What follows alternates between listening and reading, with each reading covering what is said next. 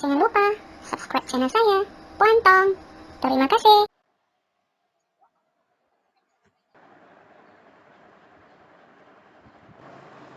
Salam sejahtera, hari ini anda bersama dengan saya, Puan Tong, untuk belajar pendidikan seni visual tingkatan 2. Bidang seni halus. Apa itu bidang seni halus? Seni halus ialah aktiviti untuk meluahkan perasaan dan idea melalui penghasilan karya seni yang berbentuk 2 dimensi atau 3 dimensi. Fokus bidang halus untuk tingkatan 2 lebih kepada nilai estetik. Semasa di tingkatan 1, anda telah mengetahui bidang seni halus yang merangkumi seni lukisan, seni catan, seni cetakan dan seni arca. Jadi hari ini kita akan masuk kepada tajuk 2, seni lukisan. Standard kandungan dalam tajuk ini ialah pemahaman terhadap konsep seni lukisan dalam bidang seni halus. Yang kedua, eksplorasi dan aplikasi pengetahuan dalam penghasilan seni lukisan. Yang ketiga, menzahirkan idea dan konsep melalui pelbagai sumber dalam penjanaan tugasan. Yang keempat, penghayatan terhadap hasil karya seni lukisan dengan menggunakan istilah dan bahasa seni visual. Lukisan. Lukisan sebenarnya merupakan suatu teknik menggambar atau hasil kerja seni yang menggunakan media kering atau warna yang minimum. Media kering yang digunakan di atas permukaan 2 dimensi seperti kanvas, cardboard, plastik, papan dan dinding. Contoh media kering yang boleh digunakan seperti pensel, krayon, pen, pastel, arang, pensel warna, dakwat dan kapur. Ini adalah contoh media yang digunakan dalam lukisan.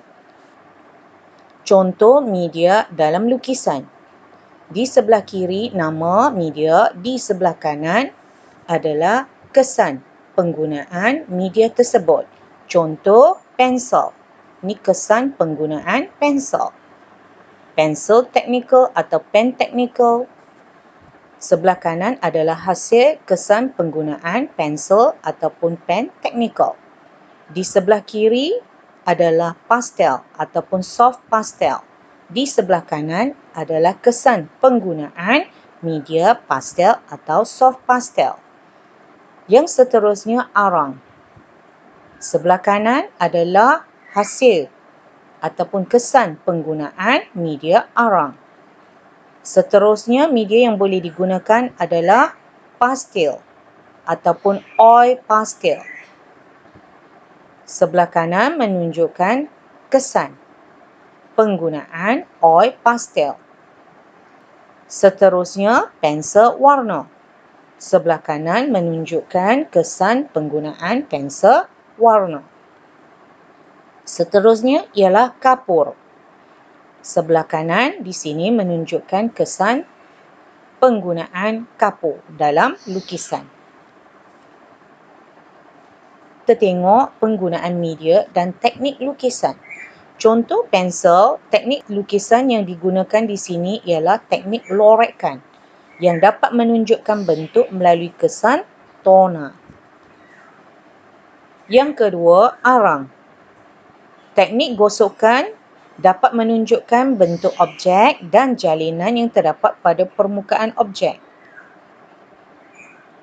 Pen teknikal. Teknik garisan selari menunjukkan pelbagai jenis garisan dan rupa.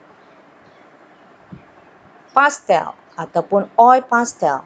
Teknik gosokan menunjukkan bentuk ilusi yang jelas serta jalinan yang berbeza pada dua objek.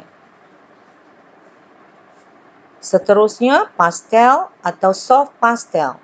Kesan lorekan menggunakan pastel dapat menunjukkan kesan jalinan yang jelas pada imej. Seterusnya, media pensel warna.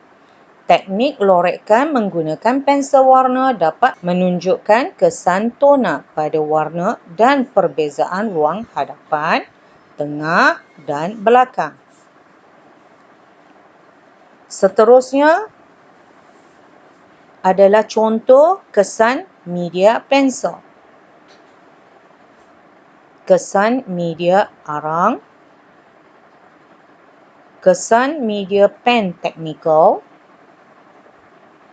kesan media pensel warna, kesan media krayon, kesan media pastel, kesan media kapur. Lukisan boleh menjadi hasil karya tersendiri selain menjadi asas kepada penghasilan karya-karya seni yang lain seperti seni catan, seni cetakan, seni arca dan sebagainya. Kini dalam era digital, lukisan dihasilkan melalui komputer dengan menggunakan perisian tertentu. Contoh, perisian yang kita boleh gunakan Adobe Photoshop.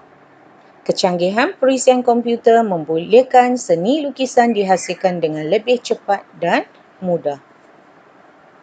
Fungsi lukisan yang pertama, lukisan digunakan untuk meluahkan emosi dan ekspresi pelukis menerusi tema yang disampaikan melalui imej-imej tertentu.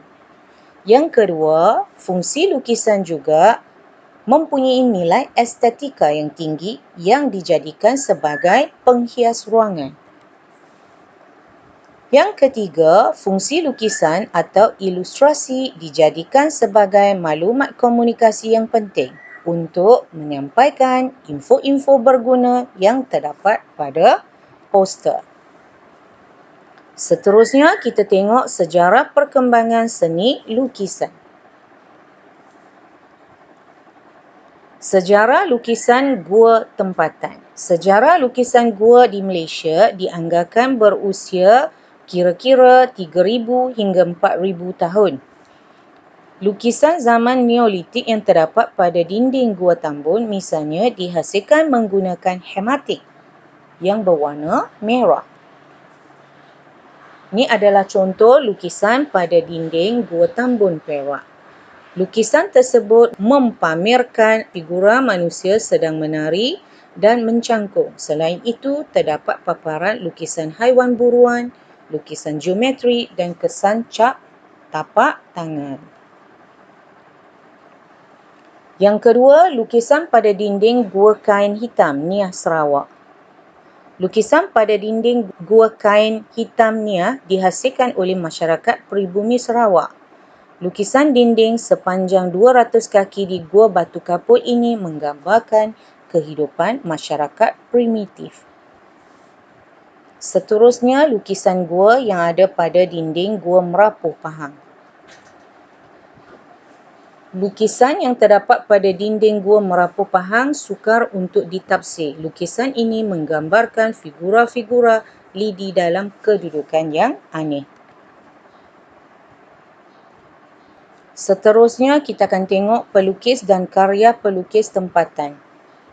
Antara contoh pelukis terkenal tanah air ialah yang pertama Abdullah Arif, yang kedua Saidin Yahya, yang ketiga Muhammad Hussein Enas, yang keempat Zulkifli Buyung dan yang kelima Datuk La. Tokoh yang pertama, Abdullah Arif, terkenal sebagai pelukis cat air, ilustrator dan pelukis komik. Beliau telah menghasilkan ilustrasi berbentuk kartun. Contohnya The Long Arm Nippon pada tahun 1942 yang bertemakan pro-Jepun. Lukisan beliau juga terdapat dalam buku panduan Akal pada tahun 1955 yang menjadi teks di sekolah-sekolah Persekutuan Tanah Melayu ketika itu. Contoh hasil karya Abdullah Arif, The Long Arm Nippon pada tahun 1942. menggunakan media dakwah. Seterusnya, tokoh Saidin Yahya, iaitu tokoh pelukis komik dan ilustrator yang terkenal di Malaysia. Lukisannya berpegang teguh kepada tradisi Melayu yang berasaskan prinsip moral dan unsur-unsur patriotik. Tema dan penggunaan watak-watak komiknya membawa nilai kemelayuan dan tradisional. Beliau telah menghasilkan siri komik untuk majalah Guru dengan judul Puteri Langkawi antara tahun 1954 hingga tahun 1956. Beliau telah memasukkan unsur-unsur pendidikan dalam setiap karyanya. Ini adalah contoh karya Saidin Yahya yang bertajuk Hang Tuah pada tahun 1954 menggunakan media pen dan dakwah. Tokoh seterusnya Muhammad Hussein Enas. Karya-karya beliau banyak mempamerkan wajah-wajah yang membawa mesej budaya melalui penampilan pakaian dan kegiatan sosial masyarakat Malaysia. Beliau melukis menggunakan media pastel dan arang. Beliau merupakan bapa potret Malaysia dan digelar juga pelukis potret diraja. Beliau turut menghasilkan karya yang menggambarkan masyarakat pribumi Sarawak dan Sabah.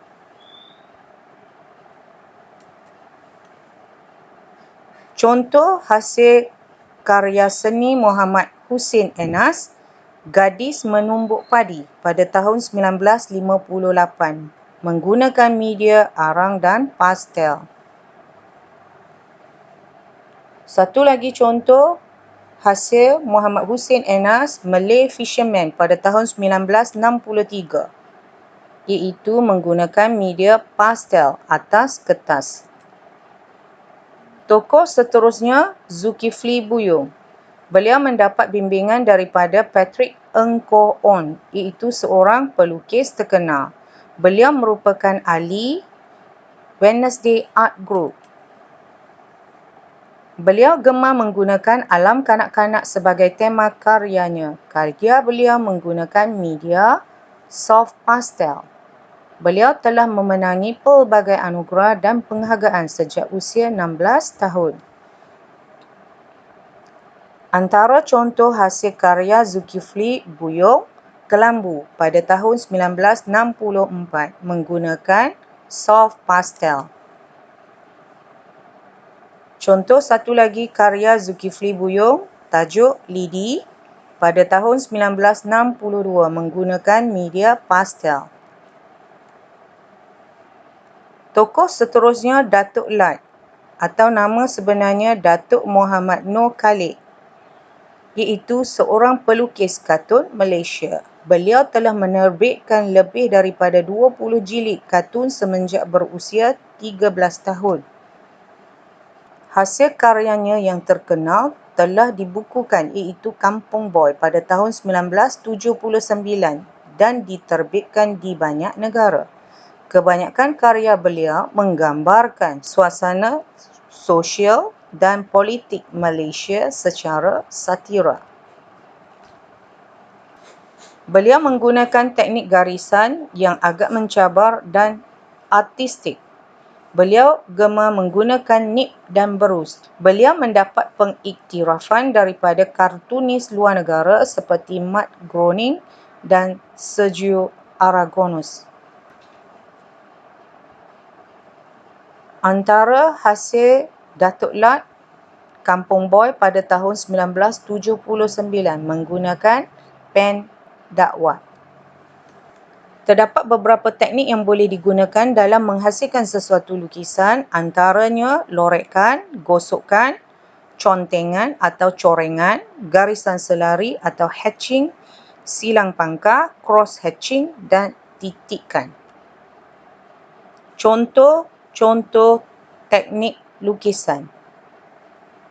Yang pertama, teknik garisan selari, teknik gosokkan, teknik garisan selari, teknik silang pangkah, teknik titik,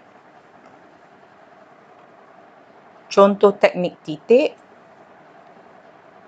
teknik titik, teknik titik, lorekkan, contengan atau corengan. Aplikasi teknik tersebut merupakan perkara yang penting untuk menunjukkan bentuk, jalinan dan rupa dalam sesuatu lukisan. Contoh garisan kontur, garisan silang pangkah, garisan spiral, titikkan, lorekkan, gosokkan, campuran. Jenis-jenis garisan boleh terbahagi kepada beberapa seperti halus, tebal, beralun, berpancar, berlingkar. Fungsi garisan adalah untuk menimbulkan rupa, bentuk, ilusi cahaya dan bayang dan mewujudkan ruang. Garisan menghasilkan jalinan, menghasilkan motif pada reka corak, mewujudkan ton dan menghasilkan pelbagai asas corak garisan grid. Sekian sahaja untuk pembelajaran kita pada hari ini. Jumpa lagi. Bye. Jangan lupa subscribe channel saya, Puan Tong. Terima kasih.